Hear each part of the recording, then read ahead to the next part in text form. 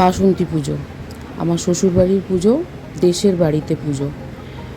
মুন্সিরহাট, সেখান থেকে আরও কিছুটা ভিতরে, জায়গাটির নাম কুলাকাশ।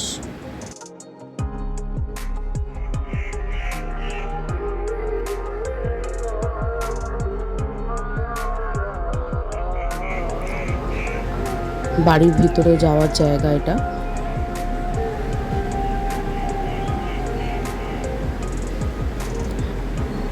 ঠাকুর দালান, একচালার ঠাকুর, খুবই সুন্দর। এই পুজো হচ্ছে এখানে।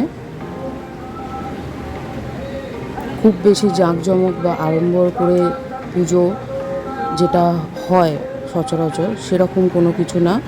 খুবই সুন্দরভাবে সুসম্পন্ন হয়েছে পুজোটি। এই পুজো 1890 সাল থেকে স্টিল নাও হচ্ছে। তো দেখো তোমরা কি সুন্দর লাগছে। গ্রামের পুজো একটা অন্য রকম আমেজ। এরপরে বাড়ির এই পোর্শনটা হচ্ছে ভিতরের পোর্শন। এখানে খাবারের জায়গা, নিচে খাবারের প্রস্তুত হচ্ছে সব। এই জায়গাটা সবাই আমরা বসে খাওয়া দাওয়া করেছি। আমার এইটা প্রথম বছর শ্বশুরবাড়ির বাসন্তী পুজো দেখা। বাড়ির ওপরটাতে আমি তোমাদেরকে ঘুরে দেখাচ্ছি। এখানটায় ছাদের অংশটা। এরপর সুদীপ্তর ভয়েসেই শুনে নাও ওর বাড়ির কিছু কথা। এইদিকে হচ্ছে পুকুরটা, ওই দিক, ওই তো পুকুর। এই পুকুরটা ওই পুকুরটা না। আচ্ছা, ওই জানলা দিয়ে দেখলাম না। আর এই পুকুরের ওপারটাই, মানে ওপারে একটা খাল আছে, খালের ওপারটাই হাওড়া জেলা, এটা কিন্তু হুগলি জেলা। হুগলি জেলা, হ্যাঁ, যেখান থেকে এটা দেখালে। এই ওই পোর্শনটা আমাদের না, আলাদা? আমাদের না, ওটা আলাদা। আমাদের এইখানটা পর্যন্ত, এই জাস্ট এই বাউন্ডারি।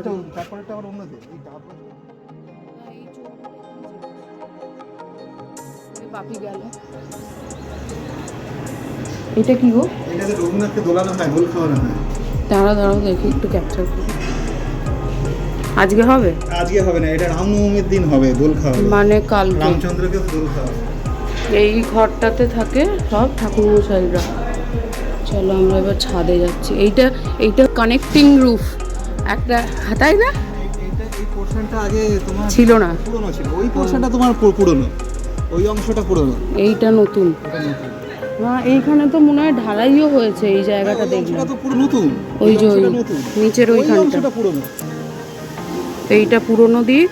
আর এইখানটা আমি নিচটা যখন খাচ্ছিল তোমরা দেখলাম নতুন ঢালাই, ওটা এখনো পর্যন্ত হয়নি, তাই না? ঠিক বলছি তো? এই পোর্শনটাতে রান্না হচ্ছে। হেভি খাবারের গন্ধ পাচ্ছি আমি।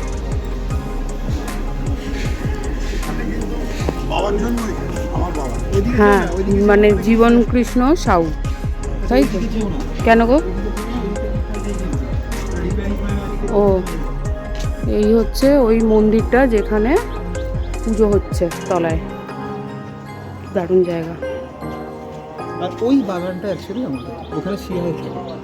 কোনটা? ওই বাগানটা পুরোটা অনেক, সেই যেখানটা ওই দামোদরের ফিডার ক্যানেল দেখলে ততটা অবধি ওইটা বাগানটা এক্সটেন্ড করছে। এটা অনেক এখান থেকে দু তিনটা শিয়াল নিয়ে যেতে পারো। নিয়ে যাবে? দুটো নিয়ে চলো, একটা জানবাজারে খুঁজবো, একটা 28 নম্বরে। হ্যাঁ, একদম। এইভাবেই আমরা দিনটা কাটালাম। সারাদিন গ্রামের এদিক ওদিক ঘুরে, খাওয়া দাওয়া করে, সবার সঙ্গে গল্প, কিছু ছবি তোলা। সেই ছবিগুলোই এখন তোমাদের সঙ্গে শেয়ার করছি। এই আমার ফ্যামিলি, হাজব্যান্ডের সঙ্গে কিছু ছবি তোলা, শ্বশুরমশাইয়ের সঙ্গে ছবি তোলা।